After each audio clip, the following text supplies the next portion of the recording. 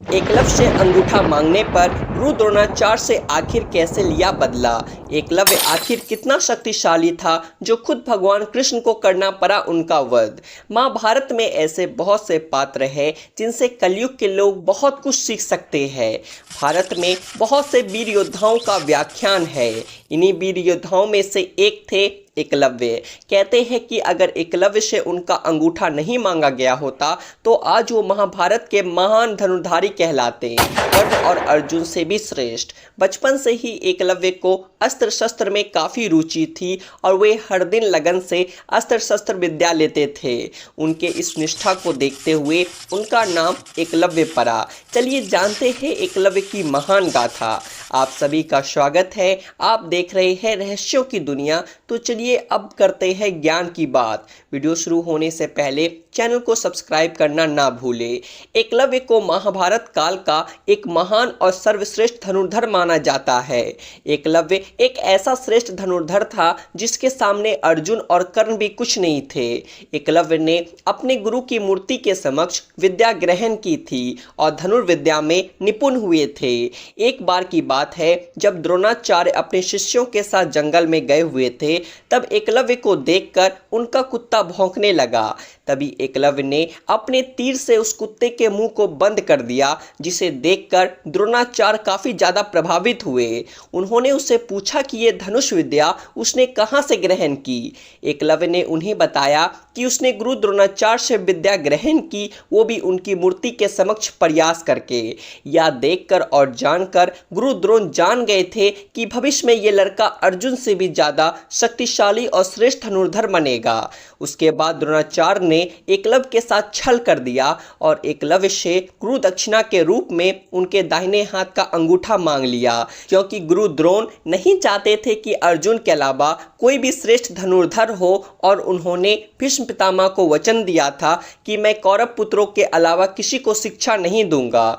एकलव्य ने खुशी खुशी अपने दाहिने हाथ का अंगूठा अपने गुरु को दक्षिणा में दे दिया।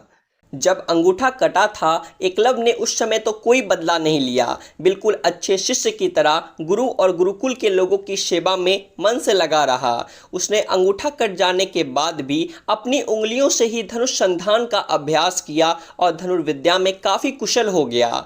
उसने द्रोणाचार्य के गुरु दक्षिणा को खुश होकर दिया और अपने मन में उनके लिए कोई द्वेष या बैर भाव नहीं रखा, बल्कि वे अपने आप को धन्य समझता था कि गुरु की सेवा और आज्ञा अनुरोध का कर्तव्य पूर्ण रूप से निभाया। द्रोणाचार्य ने भी इस बात को ज्यादा तुल्य नहीं दिया। ऐसी मान्यता है कि अंगूठा कट जाने के बाद भी एकलव्य के धनुष विद्या में कोई कमी नहीं आई थी। महाभारत काल में एकलव्य अपनी विस्तारवादी सोच के चलते जरासंध से जा मिला था। जरासंध की सेना की तरफ से उसने मथुरा पर आक्रमण करके एक बार यादव सेना का लगभग सफाया कर दिया था। ऐसा भी माना जाता है कि यादव सेना के सफाया हो जाने के बाद यह सूचना जब श्री कृष्ण के पास पहुंचती है तो वे भी एकलव्य को देखने को उत्सुक हो गए थे।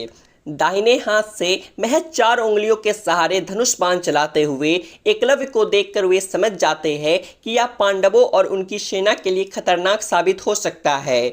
जब श्री कृष्ण का एकलव्य से युद्ध होता है और इस युद्ध में एकलव्य वीरगति को प्राप्त हो जाता है, तब श्री कृष्ण ने एकलव्य के बलिदान से प्रभावित होकर उसे वरदान दिया कि वह पुनर्जन्म लेगा और अपना प्रतिशोध लेगा।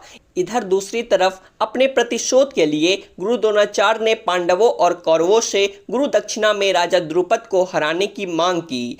पांडवों ने द्रुपद को हराया और गुरु द्रोण उसका आधा राज हड़प कर और आधा उस पर छोड़कर महान बन गए थे।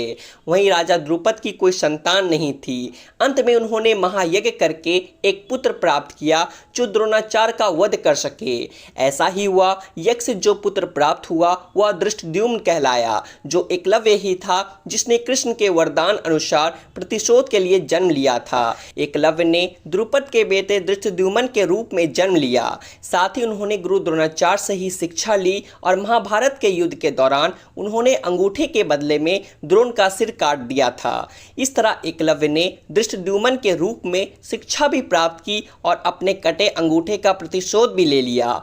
आज के ज्ञान में सिर्फ इतना ही। जाते जाते वीडियो को लाइक, हमारे चैनल को सब्सक्राइब और कमेंट बॉक्स में अपने विचार जरूर लिखिएगा।